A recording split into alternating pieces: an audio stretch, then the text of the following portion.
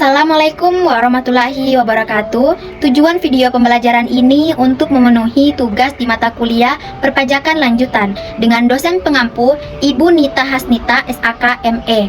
Nah, video ini berisi penjelasan mengenai perhitungan dari rekonsiliasi fiskal untuk laba rugi dari PT Andalan Bangun Sejahtera dan pengisian SPT tahunan PPh Badan. Jadi langsung saja teman-teman untuk menyimak video pembelajaran. Halo teman-teman, perkenalkan nama saya Rizky Ananda Putri dengan NIM 2266020038. Saya merupakan mahasiswi STI 66 Kendari. Halo teman-teman, perkenalkan nama saya Dwi Rizky Aryani dengan NIM 2266020011. Saya merupakan mahasiswi STI 66 Kendari. Di sini saya akan menjelaskan mengenai rekonsiliasi fiskal perhitungan laba rugi PT Andalan Bangun Sejahtera tahun pajak 2021. Terdapat koreksi fiskal sebanyak 7 koreksi fiskal positif dan koreksi fiskal negatif. Adapun koreksi fiskal sebagai berikut. Yang pertama, biaya ini dilakukan koreksi fiskal positif sebesar Rp2.232.565, yaitu yang terdiri dari koreksi atas biaya entertainment karena tidak didukung dengan buktinya, yaitu tidak dibuatkan daftar nominatifnya dan tidak dilampirkan dalam SPT tahun PPh. Berdasarkan pasal 6 ayat 1 huruf A Undang-Undang Nomor 36 Tahun 2008 dinyatakan bahwa biaya yang dapat dikurangkan dari penghasilan adalah biaya untuk mendapatkan, menagih, dan memelihara penghasilan. Biaya entertainment, representasi, jamuan tamu, dan sejenisnya untuk mendapatkan, menagih, dan memelihara penghasilan yang merupakan objek PPh dan tidak terkena PPh final sesuai SE 27/PJ22/1986 dapat dikurangkan dari penghasilan bruto dengan syarat dibuatkan daftar nominatifnya dan dilampirkan dalam SPT tahun PPh. Yang kedua, perusahaan mengeluarkan keperluan kantor ATK pada tahun 2011 adalah sebesar Rp18.206.800. Dalam biaya tersebut termasuk juga biaya untuk koran yaitu sebesar Rp936.000. Untuk biaya langganan koran dilakukan koreksi fiskal positif seluruhnya karena biaya ini tidak berhubungan dengan kegiatan operasi perusahaan. Yang ketiga, dalam biaya ini dilakukan koreksi fiskal positif sebesar Rp5 juta karena dalam biaya ini termasuk biaya pulsa dilakukan koreksi fiskal positif sebesar 50%. Yang keempat, karena kendaraan kantor yang ada dapat dibawa pulang oleh pegawai, maka sesuai KEP 220/PJ/2002 maka penulis melakukan koreksi fiskal positif sebesar 50% atas biaya operasional kendaraan pada tahun 2011, yaitu sebesar Rp8.847.300. Yang kelima, biaya penyusutan kendaraan belum dikoreksi fiskal negatif 50% sesuai KEP 220/PJ/2002 karena kendaraan tersebut dapat dibawa pulang. Pada tahun 2011, total penyusutan kendaraan kantor sebesar Rp12.702.918 dikoreksi positif menjadi Rp5.760.905. Yang keenam, pendapatan bunga merupakan pendapatan yang telah dikenakan pajak final, di mana pendapatan ini tidak akan dikenakan pajak lagi karena bank telah memungut pajak atas pendapatan tersebut. Pendapatan bunga dikoreksi negatif sebesar Rp1.132.826. Yang ketujuh, dari hasil analisis di atas, penulis menemukan beberapa biaya yang perlu diperbaiki.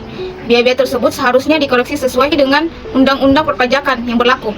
Berdasarkan hal ini, maka penulis mencoba untuk mengkoreksi kembali laporan keuangan fiskal PT Andalan Bangun Sejahtera agar sesuai dengan ketentuan perpajakan. Yang kedelapan, penyusutan menurut akuntansi kemungkinan berbeda dengan menurut fiskal, karena terdapat perbedaan dalam metode penyusutan, pengakuan nilai sisa, taksiran masa manfaat, atau umur ekonomis. Perhitungan penyusutan tahun 2021 menurut fiskal dapat dilihat pada tabel penyusutan berikutnya. Tabel ini sekaligus dapat digunakan sebagai data pengisian laporan khusus tentang penyusutan dan amortisasi. Dalam rekonsiliasi fiskal, biasa penyusutan menurut akuntansi harus ditambah dengan Rp6.166.667, yaitu Rp51.333.333 dikurangi Rp57.500. Hal ini berarti mengurangi laba kena pajak sebagai koreksi negatif. Yang kesembilan, pajak penghasilan yang dibayarkan oleh wajib pajak tidak boleh dikurangkan dari penghasilan bruto. Wajib pajak sesuai pasal 9 ayat 1 Undang-Undang PPh. Total angsuran PPh pasal 25 sebesar Rp22.522.171 yang dibayarkan oleh wajib pajak PT Andalan Bangun Sejahtera. Dalam tahun 2023 tidak boleh dimasukkan sebagai biaya tahun 2022. Oleh karena itu, dalam rekonsiliasi fiskal jumlah tersebut dikurangkan dari biaya menurut akuntansi, yang berarti menaikkan laba kena pajak koreksi positif. Selanjutnya kami akan membahas perhitungan PPh Badan dari PT Andalan Bangun Sejahtera tahun pajak 2021, di mana penghasilan neto fiskalnya sebesar Rp227.449.800 dikurangi kompensasi rugi tahun sebelumnya. Karena PT Andalan Bangun Sejahtera tidak memiliki kompensasi, maka penghasilan kena pajaknya sebesar Rp227.449.800. Kemudian PPh terutangnya 50% dikali 22% dikali penghasilan kena pajaknya, sehingga menghasilkan nilai Rp25.019.478. Kemudian menghitung PPh yang terutang tahun pajak 2021. Total PPh terutang sebesar Rp25.019.478. Kemudian kredit pajak, menghitung kredit pajaknya PPh pasal 25 sebesar Rp22.522.171. Kemudian total kredit pajak tahun 2021 sebesar Rp22.522.171. Kemudian PPh kurang bayar pasal 29A, yaitu dengan total PPh terutang dikurangi PPh pasal 25 sehingga menghasilkan Rp2.497.307. Selanjutnya kami akan menghitung angsuran PPh pasal 25 bulanan tahun pajak 2022. Dengan asumsi semua penghasilan adalah penghasilan teratur, maka angsuran PPh pasal 25 sebulan tahun pajak 2022 dihitung sebagai berikut. Penghasilan sebagai dasar perhitungan angsuran sebesar Rp227.449.800 dikurangi kompensasi kerugian tahun 2021 tidak terdapat sisa rugi, sehingga penghasilan kena pajak sebesar Rp227.449.800. Kemudian menghitung PPh terutangnya 50% dikali 22% dikali Rp227.855.562, sehingga menghasilkan Rp25.019.478. Dasar perhitungan angsuran sebesar Rp25.019.478. Kemudian angsuran PPh pasal 25 sebulan tahun 2022 sebesar Rp2.084.952 dari Rp25.019.478 dibagi 12. Selanjutnya kita akan membahas tentang SPT tahunan untuk PT Andalan Bangun Sejahtera. SPT tahunan yang akan kita gunakan untuk PPh Badan adalah SPT tahunan 1771. Untuk memudahkan kita dalam mengisi SPT tahunan, langsung saja kita masuk ke dalam lampiran yang paling terakhir, yaitu lampiran 6. Nah, lampiran 6 ini mengenai SPT tahunan pajak penghasilan wajib pajak badan yang membahas tentang daftar penyertaan modal pada perusahaan afiliasi, daftar utang dari pemegang saham dan atau perusahaan afiliasi, daftar piutang kepada pemegang saham dan atau perusahaan afiliasi. Nah, pertama kita mengisi identitas, yaitu ada NPWP, nama wajib pajak, periode pembukuan. Tetapi pada lampiran 6 ini PT Andalan Bangun Sejahtera tidak melampirkan informasi tersebut. Nah, kita masuk ke lampiran yang kelima, yang dimana membahas tentang daftar pemegang saham atau pemilik modal dan jumlah dividen yang dibagikan, daftar susunan pengurus dan komisaris. Pertama-tama kita mengisi identitas, yaitu ada NPWP, nama wajib pajak, periode pembukuan. Tetapi pada PT Andalan Bangun Sejahtera tidak memberikan informasi mengenai lampiran 5. Kita masuk ke lampiran yang keempat, yang dimana membahas tentang PPh final dan penghasilan yang tidak termasuk objek pajak. Pertama-tama kita mengisi identitas dari PT Andalan Bangun Sejahtera.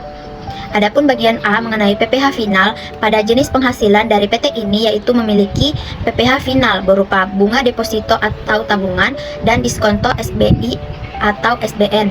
PT ini memiliki DPP sebesar Rp1.132.826 dan memiliki tarif PPh final sebesar 20%. Sehingga PPh terutangnya adalah Rp1.132.826, sehingga totalnya Rp1.132.862. Adapun bagian B mengenai penghasilan yang tidak termasuk objek pajak, nah PT Andalan Bangun Sejahtera ini tidak melampirkan informasi terkait bagian B ini.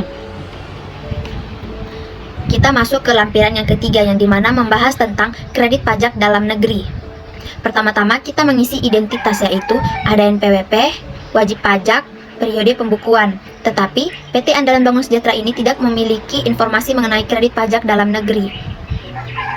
Baik, langsung saja kita masuk ke dalam lampiran kedua yang dimana membahas tentang perincian harga pokok penjualan, biaya usaha lainnya, dan biaya dari luar usaha secara komersial. Pertama-tama kita mengisi identitas, di mana ada NPWP, nama wajib pajak, dan periode pembukuan. Yang pertama, ada pembelian bahan atau barang dagangan senilai Rp2.391.014.623. Yang kedua, gaji, upah, bonus, gratifikasi, honorarium, THR, dan sebagainya senilai Rp148.500.000. Yang ketiga, biaya transportasi tidak ada. Yang keempat, biaya penyusutan dan amortisasi senilai Rp12.702.918. Yang kelima, biaya sewa tidak ada. Yang keenam, biaya bunga pinjaman juga tidak ada. Yang ketujuh, biaya sehubungan dengan jasa senilai Rp8.627.000. Yang kedelapan, biaya piutang tak tertagih tidak ada. Yang kesembilan, biaya royalti juga tidak ada. Yang kesepuluh, biaya pemasaran atau promosi senilai Rp7.700.000. Yang kesebelas, biaya lainnya senilai Rp3.432.565. Yang kedua belas, persediaan awal senilai Rp306.557.080. Persediaan akhir senilai Rp200.778.899. Jumlahnya di bagian kolom harga pokok penjualan senilai Rp2.496.792.804. Di bagian biaya usaha lainnya totalnya Rp182.902.483. Sehingga totalnya senilai Rp2.677.755.287. Baik, sekarang kita masuk ke lampiran 1 yang membahas tentang penghitungan penghasilan neto fiskal. Yang nomor 1, penghasilan neto komersial dalam negeri. Bagian A, peredaran usaha senilai Rp2.959.056.240. Harga pokok penjualan Rp2.499.792.804. Biaya usaha lainnya Rp267.752.440. Penghasilan neto dari usaha itu 1A dikurang 1B dikurang 1C senilai Rp197.510.996. Penghasilan dari luar usaha senilai Rp1.132.826. Biaya dari luar usaha senilai Rp3.432.565. Penghasilan neto dari luar usaha di mana nilainya dari 1E dikurang dengan 1F sehingga senilai Rp2.299.739. Penghasilan neto dari luar usaha itu didapat dari 1E dikurang 1F sehingga hasilnya minus, yang dimana nominalnya Rp2.299.739, sehingga jumlahnya itu didapatkan 1D ditambah 1G senilai Rp195.211.257. Yang nomor 3, jumlah penghasilan neto komersial yaitu Rp195.211.257. Nomor 4, penghasilan yang dikenakan PPh final dan yang tidak termasuk objek pajak sebesar Rp1.132.826. Yang nomor 5, penyesuaian fiskal positif bagian A, biaya yang dibebankan atau dikeluarkan untuk kepentingan pemegang saham, sekutu atau anggota senilai Rp9.783.000. Bagian 5B sampai 5E itu tidak ada informasi. Yang bagian 5F itu pajak penghasilan sebesar Rp22.522.171. Bagian 5G sampai 5K itu tidak ada informasi, sehingga 5I penyesuaian fiskal positif lainnya sebesar Rp7.232.565. Bagian M yang dimana 5A sampai dengan 5I itu ditotalkan sehingga 5M itu senilai Rp39.538.036. Nomor 6, Penyesuaian fiskal negatif. Bagian A, selisih penyusutan komersial di bawah penyusutan fiskal sebesar Rp6.166.667. 6B tidak ada informasi, 6C tidak ada informasi, 6D tidak ada informasi, sehingga 6E itu jumlah dari 6A sampai dengan 6D, yaitu Rp6.166.666.7. Nomor 7, fasilitas penanaman modal berupa pengurangan penghasilan neto juga tidak ada informasi, sehingga penghasilan neto fiskal itu didapatkan dari 3 dikurang 4 ditambah 5M dikurang 6E dikurang 7B, sehingga mendapatkan nominal sebesar Rp227.449.800. Baik, langsung saja kita masuk ke dalam SPT Indo, yang dimana pertama-tama kita harus mengisi identitas. Ada NPWP, nama wajib pajak, jenis usaha, kode KLU, nomor telepon, dan periode pembukuan. Nah, kita masuk ke bagian A, yang dimana membahas tentang penghasilan kena pajak. Nomor 1, penghasilan neto fiskal sebesar Rp227.449.800. Nomor 2, kompensasi kerugian fiskal itu tidak ada, sehingga penghasilan kena pajak yang diperoleh dari nomor 1 dikurang nomor 2, yaitu totalnya Rp227.449.800. Kita masuk ke bagian B, nomor 4, PPh terutang. Yang kita silang itu yaitu tarif PPh pasal 31E ayat 1, yang dimana nomor 4 itu senilai Rp25.019.478.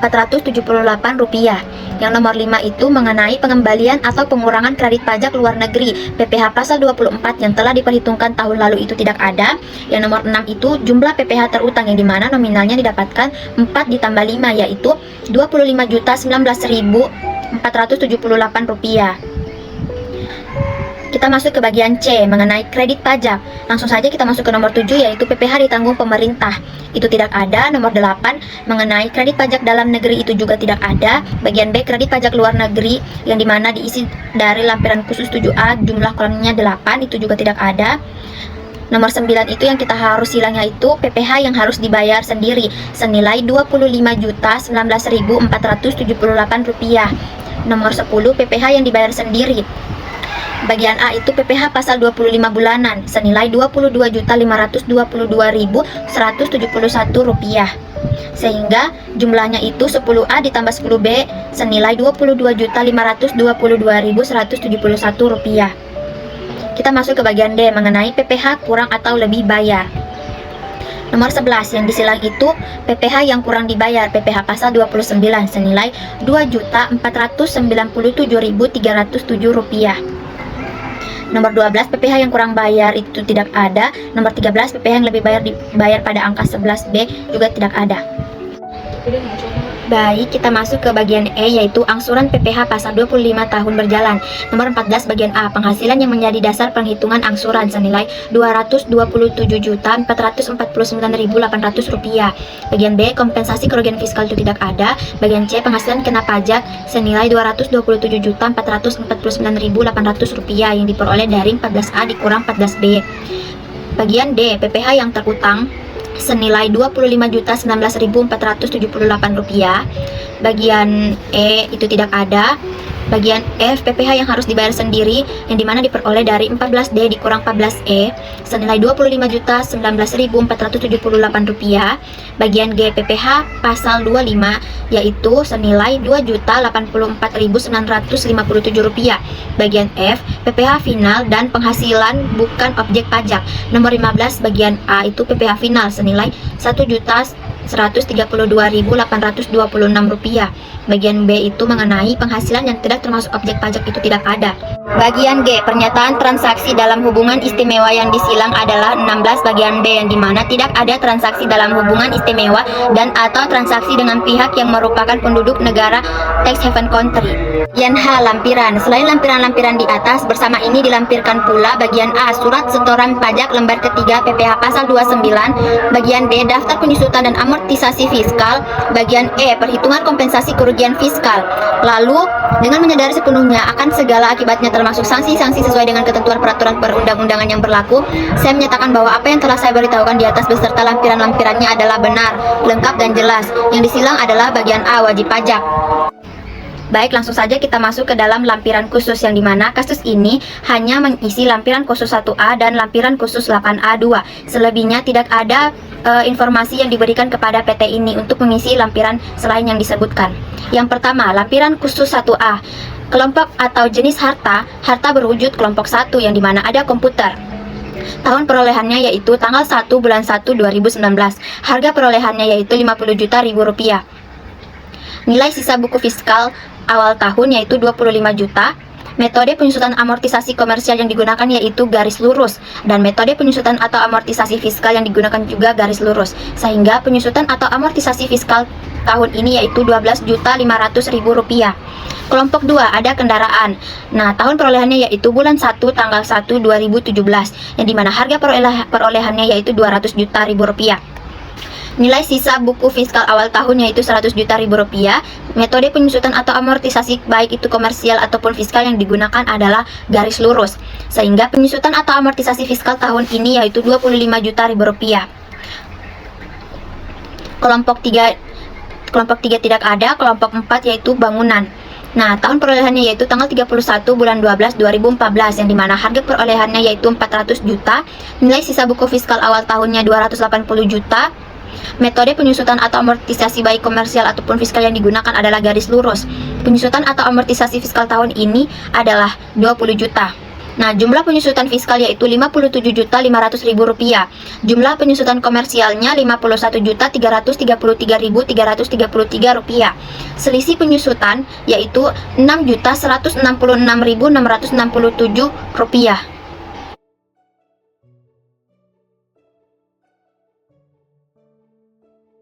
Baik, langsung saja kita masuk ke dalam lampiran khusus 8A2. Yang pertama, kita harus mengisi identitas yang terdiri ada NPWP, nama wajib pajak. Yang pertama ada elemen dari neraca, yang dimana PT Andalan Bangun Sejahtera tidak melampirkan informasi terkait hal ini. Langsung saja kita masuk ke bagian kedua, ada elemen dari laporan laba rugi. Yang pertama, penjualan bersih sebanyak 2.959.056.240 rupiah. Pembelian sebanyak 2.391.014.623 rupiah. Saldo barang dagangan awal senilai 306.557.080 rupiah. Saldo barang dagangan senilai 200.778.899 rupiah. Harga pokok penjualan yang dimana diperoleh dari pembelian ditambah saldo barang dagangan awal dikurang saldo barang dagangan akhir, yang dimana totalnya senilai 2.496.792.804 rupiah. Lalu laba kotornya yang dimana diperoleh dari penjualan bersih dikurangi dengan harga pokok penjualan senilai 462.263.436 rupiah. Lalu beban penjualannya tidak ada. Beban umum administrasinya juga senilai 2.832.565 rupiah. Laba usahanya yang dimana diperoleh dari laba kotor dikurang beban penjualan dikurang dengan beban umum dan administrasi sebesar 459.430.871 rupiah. Nah, nomor 10 penghasilan beban lain yang dimana senilai minus 1.200.000. Lalu bagian laba atau rugi perusahaan asosiasi tidak ada. Yang nomor 12 laba atau rugi sebelum pajak penghasilan yang dimana didapatkan dari laba usaha ditambah penghasilan beban lain ditambah dengan bagian laba rugi perusahaan asosiasi senilai 458.230.871 rupiah. Lalu beban atau manfaat pajak penghasilan sebesar 25.019.478 rupiah. Lalu laba atau rugi dari aktivitas normal yang dimana diperoleh dari laba atau rugi sebelum pajak penghasilan dikurangi dengan beban manfaat pajak penghasilan senilai 433.211.393 rupiah. Biasa itu tidak ada. Lalu laba atau rugi sebelum hak minoritas itu diperoleh dari laba rugi dari aktivitas normal ditambah dengan pos luar biasa senilai 433.211.393 rupiah. Hak minoritas atas laba atau rugi bersih anak perusahaan itu tidak ada, sehingga diperoleh laba bersihnya senilai 433.211.393 rupiah. Yang ketiga, elemen transaksi dengan pihak-pihak yang mempunyai hubungan istimewa sesuai dengan TSAK nomor 7 itu PT Andalan Bangun Sejahtera tidak melampirkan informasi terkait hal ini. Kami berterima kasih kepada teman-teman yang telah menonton video pembelajaran ini. Kami meminta maaf kepada teman-teman jika terdapat salah kata dalam video yang kami paparkan. Kami mohon undur diri. Saya Dwi Rizky Aryani. Saya Reski Ananda Putri. Terima kasih.